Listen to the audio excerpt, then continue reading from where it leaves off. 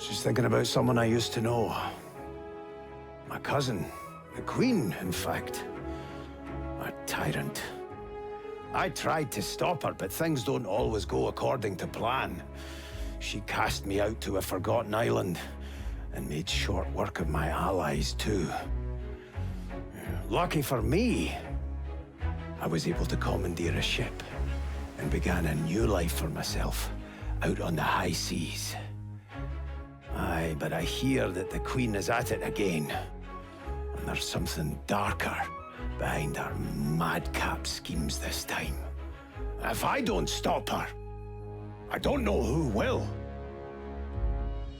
What's going on, everybody? Mortem here, this time bringing you another lore video about one of the origin characters from Divinity Original Sin 2. This time we are focusing on Beast, whose actual name is Marcus Miles. Before we get into that, just to kind of explain a couple of things. One, with the recent release of the Godwoken graphic novel by Larian Studios, who of course makes the game, I decided now was the time to start making these lore videos about the origin characters because I had been waiting to do so, because my channel covers pretty extensively the lore of the Divinity universe. Now, we are going to go over what we learn about Beast from the novel as well as the game. Divinity Original Sin 2 being a game of player choice, most of what I'm going to cover in the actual game is simply following the quest of Beast to its ending, or possible endings. With that in mind, might not necessarily go over every single permutation, because reality is you can kill most of these NPCs, for instance, and the game will react to it in some way.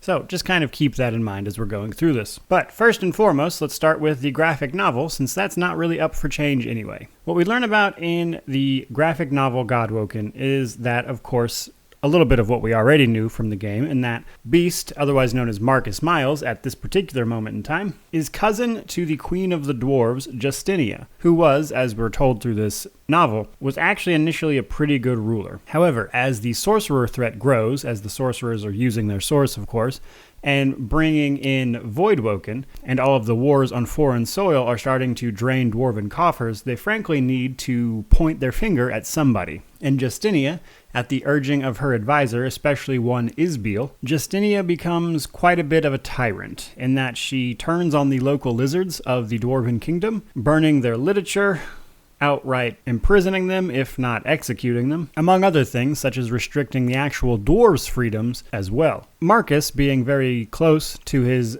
cousin Justinia up to this point, or at least prior to this, confronts her about this and is like, this is wrong to do. But rather unfortunately, he is brushed off and basically told to never come back to the palace. The queen trusts her advisors on this more than, Marcus. This is where Marcus actually turns to smuggling. Marcus is actually a pretty big fan of local lizards, at the very least. If nothing else, simply believes that they have as much right to be here as the dwarves do. So what Marcus does is turn to smuggling and helping these lizards reach safety. Now through this, he and his gang of smugglers actually start planning a coup against the queen to basically make her realize that what she's doing is wrong. However, before he can do this, he's actually betrayed by one of those members and is captured. Now this is where his cousin Justinia banishes him to the Isle of Mists. Now, the Isle of Mist is actually just like a haunted island, really, that is known to drive people insane with visions. When Marcus is dropped there, he starts having visions of his cousin when they were younger,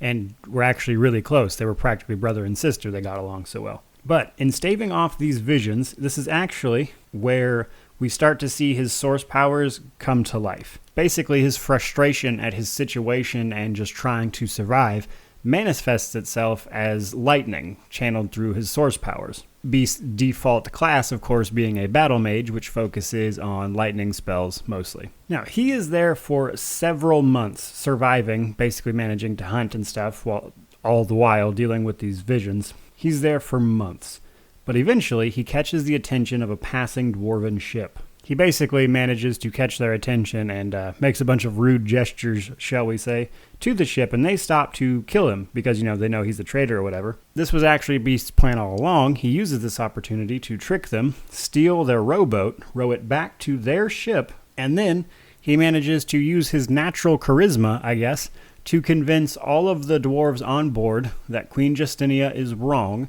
and that if they side with him, they can have a better go of it. Somehow this managed to work.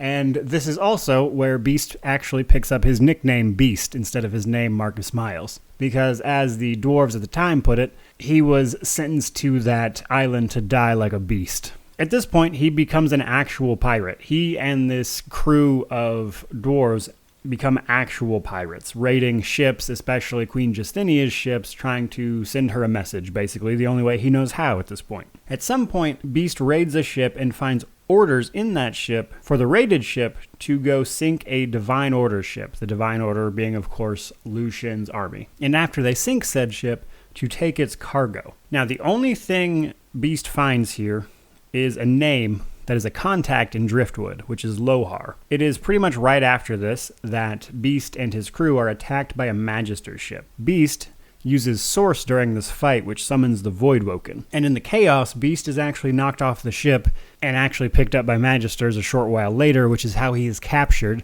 and thus sent to Fort Joy. And that is what we know about Beast up until we actually start the game. Unfortunately, in my opinion, Beast didn't get a lot of love in the actual game as far as his quest goes. It's pretty light in comparison to some of the others. But just to go through it, in Act 1, the only thing you can really do is talk to a dwarf named Dugan at the Seekers encampment on the island of Fort Joy, which is a dwarf, of course. And Dugan will tell Beast that if he's looking for Lohar, because, that's what Beast is trying to do at this point, is find this guy named Lohar to track down this lead about what these dwarves were doing to that ship. Dugan will tell Beast that Lohar is a guy in Driftwood. We find out that Beast is the champion of Duna, the god of the dwarves, which of course marks him as one of the Godwoken. And then of course we need to get off the island of Fort Joy, which we do by stealing a ship and sailing towards the mainland, which eventually, through a roundabout means,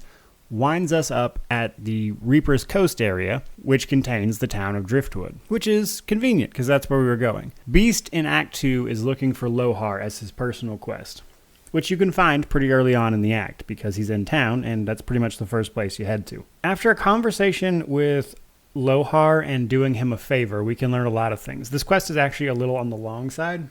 Not so much because Beast can't learn anything here, it's just that you have to do some stuff for Lohar that isn't really like part of the quest, but sends you to a similar area. So basically, Lohar is having problems with one of his people because Lohar is actually a crime boss of sorts in Driftwood. He runs a dwarven crime gang. Lohar has a bunch of people that he sent out towards the lighthouse, where they put up a false fire that, imitates a lighthouse. However, Driftwood is a very dangerous coast, or the area of Reaper's Coast anyway, hence the name, Reaper's Coast, and this false lighthouse guides ships into rocks where they then sink. However, Lohar hasn't gotten any communications, and the guy he sent out there has just gone silent, so you have to go investigate. Now, going there is actually part of the main quest, really, where you have to learn about your source powers and awaken them to hopefully become divine at one point. However, the other thing you learn there that relates to Beast's personal quest is that the cargo of the Divine Order ship, the Peacemaker, was actually death fog. Queen Justinia ordered that ship sank, she ordered the cargo taken, and she ordered it shipped to Arx. Arx being a city. Now, as far as Beast's personal quest, that's the main thing we're going to learn here. And then, of course, we have to go through the rest of Act 2 as our main story progresses, which is done by expanding our source powers through learning from masters until we set off for the Nameless Isle where people potentially become divine, which is Act 3 of the game. Beast doesn't really have anything going on here. Nothing really much at all. But once this act is over, we find ourselves in the city of Arx, which is convenient because we know that this is where Queen Justinia had all that death fog shipped. So, naturally, Beast is looking for that. And we find just that. There is actually a wedding you can get invited to by Lohar here, or at least he passes his invitation to you to get invited, which is the wedding of a couple of prominent dwarves in the city. So if you investigate this function, you will eventually find your way into the sewers. And moreover, once you dig around the sewers a little bit, you will find none other than Queen Justinia holding her royal court in an area of the sewer. Now, this is where she is with Isbiel. And if you come up on this, they'll, of course, interrogate you a bunch. Now, unfortunately, they're surrounded by guards. So if you initiate this conversation, sadly, you won't have much of a chance to do anything because this conversation will basically play out. They'll explain their deadly plot, Justinia and Isbiel have been essentially planning to bomb the city of Arx with death fog, killing basically everyone there, and that this has been done at the urging of Isbiel.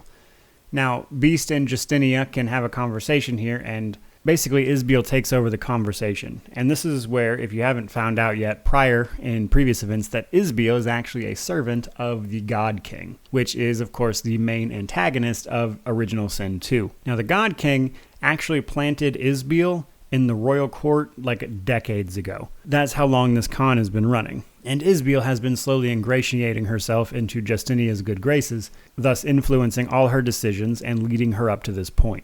Now, as I mentioned, if this conversation starts, you will unfortunately not have a chance before you are knocked out, bound, and taken to the next room, which is up from this, where you are actually trapped in a pit, where some tests will be performed on you before you have a chance to react, which leads you starting a tough fight on the higher difficulties in a very inopportune position.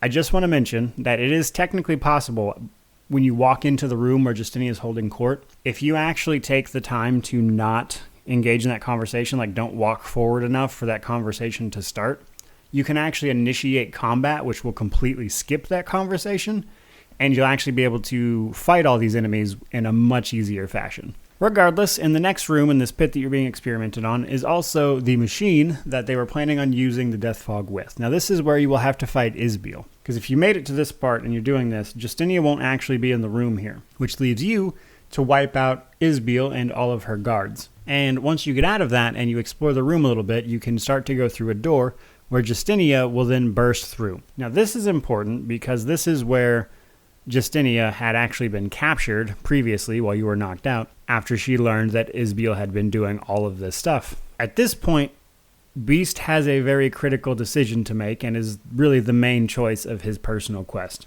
Does he kill Justinia for everything she's done, which are, pretty unobjectively awful things? Or does he spare her life because clearly she was being influenced by negative forces? Now, it's worth mentioning that if you kill Justinia, the Dwarven Kingdom does not have a good time of it in the inslides.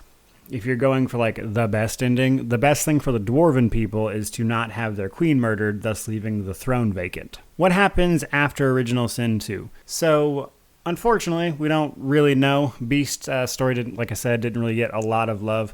But in Divinity Fallen Heroes, which is presumably the next Divinity game, it was put on hiatus, but they did release a bunch of marketing for it before that happened. And because of that marketing, we are able to guess, at the very least, at the canonical ending of Original Sin 2, which is very much so likely the world being purged of Source, like Lucian and his followers wanted. However, we do of course see all of our origin characters alive in that marketing, so we know that Beast survives for the next 2 years at the very least. However, his role in that game is very much so up for debate. So guys, there you go. There's everything we know on the character Beast in Divinity Original Sin 2. He actually has a really cool story. I liked his theme, and I wish that they would have done him a bit more service in-game. That said, I hope you guys enjoyed the video. If you would give the video a like, comment, subscribe, all that stuff to help that YouTube algorithm out, I would certainly appreciate it. The channel's growing all the time. Can't thank you enough for watching, but nonetheless, thank you. May you wander in wisdom, and have an amazing day.